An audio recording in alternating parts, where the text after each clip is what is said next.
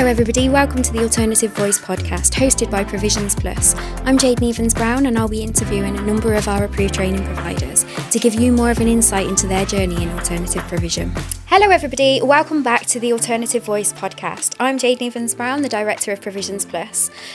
We are back for Series 2 for the academic year 25-26 and we will be inviting in all of our approved training providers again to talk to you about their experiences in AP, future plans if they've already been in with us, to have a closer look at what this academic year has in store for them, and any new partners that have just recently joined the network. So we are kickstarting the series with North Star Education. So I am really happy to have Chelsea Mallabone here today as one of the directors. So I'm going to come over so Chelsea can introduce yourself and introduce your service, please. So Chelsea Mallabone, Director of North Star Education, and our service is an alternative provision that offers a variety of core curriculum courses, personal development courses, work experience courses, and more excitingly, we are starting to branch out to look at post-16 courses and home education support groups as well. Amazing.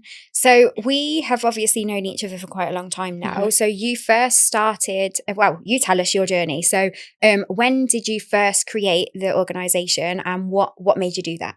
So previously was a centre manager of a independent school. Absolutely loved it. It was a real passion working one-to-one with the students. There was a lot of need there, both special needs and behavioural need. And unfortunately, due to circumstances, that school closed down and I just wasn't ready to give up that side of working with the children and helping them to bespoke programs that were suited to them. Yeah. So that was where North Star came around. So that started in 2021. Yep. And that's when we met. 2021, isn't it? 2021, yeah. Yeah.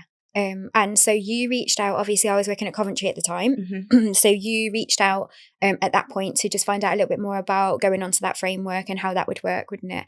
And then we have literally worked together since. So obviously during my time working for the local authority, and you being on the framework, like we would work together in that capacity. And then since me leaving the local authority, we have stayed in touch. And now obviously you're a part of our network as well, which is amazing. Mm. So talk us through that journey a little bit. So how did you get from 2021 setting up your own your own unregistered AP to where you are now? Because that journey has changed like significantly. What you were offering when you first started to what you're offering now it's grown, hasn't it? Yeah, absolutely. So when we first started in 2021, it was kind of set up from home with a laptop and no venue to deliver the education. So we solely just went for online delivery. It was just kind of like around COVID sort of time. So delivering online was obviously quite big at that point. Yeah. But there were still children, even though during COVID and a lot of children were accessing online from home, there were still some children that didn't want to be in the school online classroom because obviously there's still that barrier to education there. Maybe they've got peers or certain members of staff or you just associates that kind of education. So we actually started delivering online to a few children through Coventry, and we kind of just grew from there. We started hiring out a space in a leisure centre. I remember when you first told me that you were going to start like hiring out space and having like young people in, and we were all so excited, weren't we? Yeah. Because it is like the next step, isn't it? And taking it, like, don't get me wrong, some organisations keep everything online and that's amazing, that's their offer. But like knowing that you were going from doing that, and that is still an option, but then having that broader offer as well where you could have young people in your centre, like I always get very excited by that journey. And I remember the excitement when you told me. Yeah, it was exciting. Even just having a space and just getting out of home myself as well, because I like being out and about. And then we stayed there for about a year and then thought we need something that's more central to Coventry because obviously a lot of our children come from Coventry. So then we moved over to the AT7 Centre. We've got a classroom space there. And it's kind of just gone from there. We started off delivering really just core curriculum was our main thing. And then we had a few conversations about personal development courses and things that could be put in place. Yeah. One of them being the My Personal Pathway. And then we had more conversations about other like work experience programs, like our dog grooming diploma and our early years teaching and childcare course. Yeah. And then it just kept going and going and going from there. Yeah, so like one of the things that's always been great about North Star is that flexibility. So obviously the flexibility with the young people and families, but also the flexibility with if we were to recognise that there was a demand or a need and brought that idea to you, you would then be like, if we can make it work, we will make it work. And that's always been great. So one of the things that we did do that with and that you have touched on is the My Personal Pathway, which is an incredible programme. And you obviously worked very closely with the local authority to develop that programme initially. Talk to me a little bit about that and like the sort of the fundamentals behind that programme and what it's used for. So the My Personal Pathway is what we call a termly programme, and there's no focus on English, maths, science. It's mainly targeted at the children that are struggling to attend school for mental well-being. And the barriers to actually sometimes even getting up in the morning and getting into the school gate. So we take a really big pride on creating a nurturing environment where it is only small groups. And obviously as an alternative provision, we've got the capacity to be able to do that. So it's a termly programme. Students come in, they go through a very thorough panel first to check that obviously we can say that, yeah, we think we meet that child's needs, but it's important for all the professionals around that child to also agree that that is it's important to do that. They come to us, we do wellbeing assessments, and then each week is focused on a wellbeing topic.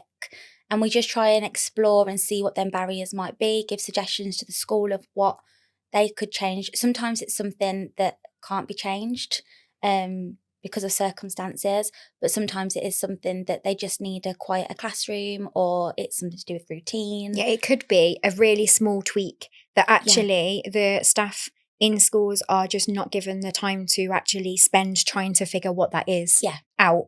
But obviously during the programme, the young people spend a lot of time with you where you can be observing what's going on, what works for them, what doesn't work for them. And then by the end of that programme, the idea is that you then produce a full report on that young person, isn't it?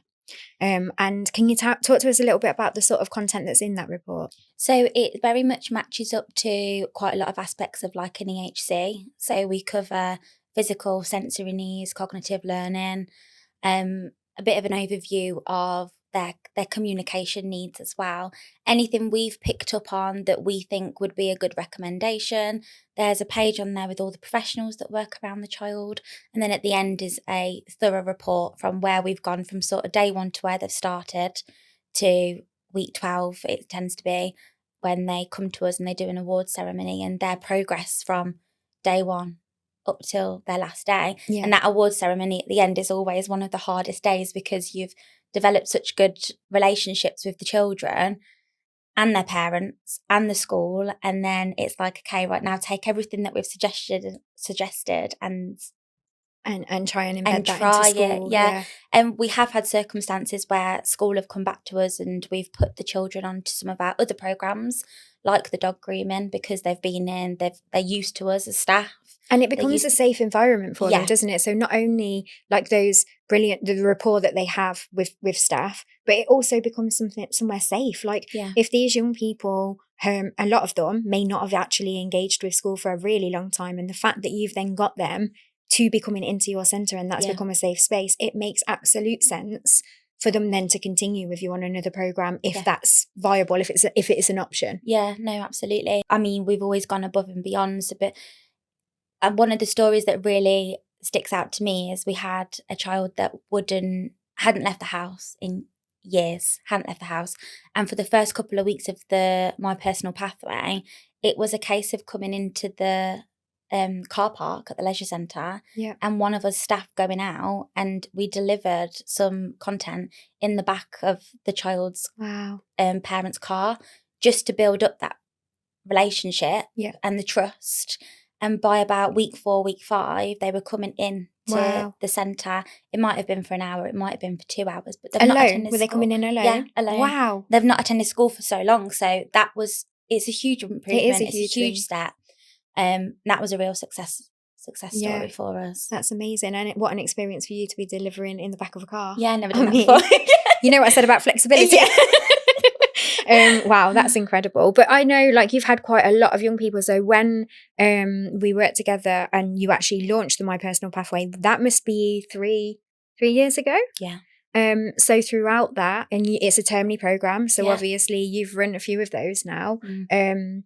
Like throughout the years. So you must have had like some really sort of rewarding stories that have come out of that, and some really rewarding like experiences for the young people as well. Yeah, absolutely. And I bet you see like a huge difference from one cohort to the next as well, because actually, although you have a niche that you're focusing on within that looks entirely different for every young person. Yeah. So, and the dynamics of a group and all of that. So I bet you've got some stories to tell from that. Yeah, absolutely. Yeah. So, all right, we've obviously spoken about like the flexibility that you have in terms of like creating new programs. And one of the things that I presented to you many years ago now was also around creating a transition program that would help young people go from a mainstream school into a special setting, especially within primary. Yeah. Now, we never really had like huge uptake on that, and I think that was a lot to do with the work that needed to be done with primary at that time. Yeah. There's still a lot of work to do with primary schools around making them aware of, actually, you can use AP and this is what it looks like. But I wanted to mention that because, again, an amazing program that's there, it's readily available.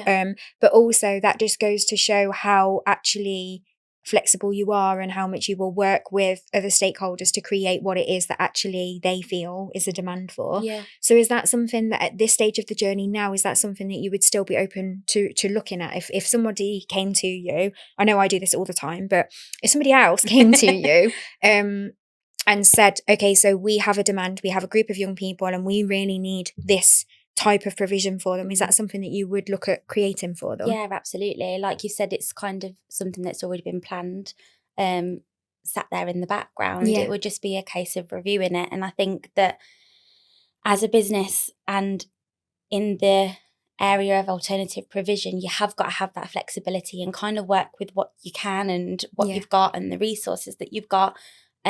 Because no child is the same, and even though you've got them plans there that are kind of the template, you could have 6 different students on that plan, and every single one of them students, I mean, I think I've got to the point now of just doing it, a different colour biro pen to keep on track of the child, because it's just different for everybody. So definitely putting something like that back in place would be really good. In terms of personal development programs, you've spoken about obviously you have a pet grooming, dog grooming. Little Dexter makes an appearance, and he's loving life because he's just being groomed all the time. Getting cuddles, getting treats. You also have an early years course. So do you want to talk to us a little bit about the different personal development courses that you have available at the moment, and any that you might be looking at developing in the future? Yes, at the moment we've obviously got the dog grooming and the early years. Also in the background at the moment, we are in the process of developing an art and fashion course. Amazing. There is a sports skills and development course which we're working on in partnership with Goals Coventry. Brilliant. So they'll kind of... We love a partnership. They'll come in, do sort of like the paperwork side with us, the core curriculum side, and then they get the input from Goals for being out and about and having a game of football. And you're not teaching them football now? I'm not teaching the football now. I've made that very clear. I can't think why. Learning the rules of football and that kind of thing out on the pitch is something that they'll take responsibility for. Thank goodness. And then trying to think, there just seems to be so much. There's a lot happening all around at the moment, isn't there? Yeah. And then obviously also we've got the AP that runs. We've also it's gone out, it's going live from October, the home education support groups as well. Brilliant. Just because, again, after conversations that we had, recognise that there is a little bit of a need there for children that are home educated to also still have the opportunity to go into an environment where they can socialise build up some skills, some links to core curriculum, and also supporting parents with that. It's essential, isn't it? Yeah. I think that, like the home ed sort of community, they are very good at trying to link with each other and do things, but there's not a huge amount of opportunities presented to them for them to do that in a space like all together instead of them having to arrange it. So I think it's really good that obviously you're looking at doing more around that. And like, why not? Like, you've got these amazing courses that you can offer. So it just makes perfect sense. Just because a young person's being educated at home, why should they not actually be given the opportunity to enhance their education by engaging with them? So I think that's brilliant. And I'm excited to see how that goes, actually. I am. And it's just such an exciting journey, isn't it? I think. We're also in conversation around some future post-16 programs. So obviously the logistics of this have not all been completely confirmed, but again, very exciting. So do you want to talk to us a little bit about that? So a lot of conversation, a lot of planning into creating a carousel program, work experience for Key Stage 5 students with an EHCP. So what we're thinking that it'll look like, and obviously it's still in the planning process, is that North Star Education would support them with their core curriculum, functional skills, English, maths and science.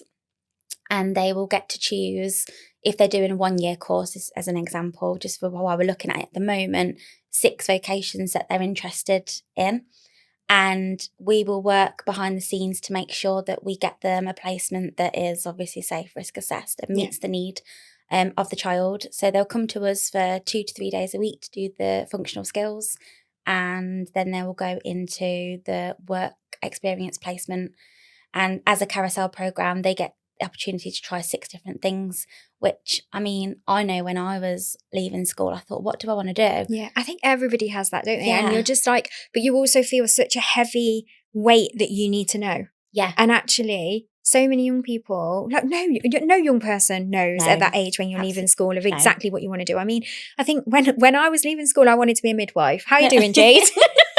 Like, entirely different to what I do. And I just think, like, if we can give young people the opportunity to be exploring different options and like actually experience it in like a work experience type opportunity, you're gonna let them learn new skills, see environments that potentially that's every day. If that's the role that you go into or the job that you go into, let's say it's hairdressing.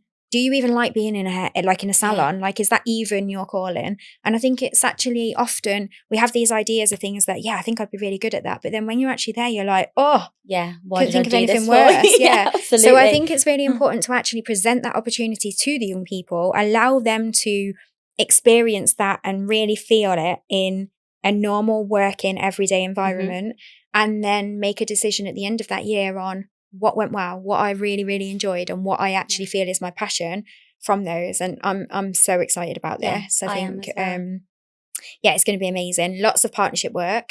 But I just can't wait for that to get going. I think that like once the partners are sort of like confirmed and everything is structured, the idea for this program is for it to be presented to schools and local authorities ready for the next academic year, isn't it? So obviously for any post-16 students, so it will be this year's year 11 leavers who have an EHCP and that college is just not the right environment for them. I spoke about this a lot on the podcast last series about how actually when young people access alternative provision, they have this whole network of support around them. And as soon as they finish year 11, they finish school. So all of that support's taken.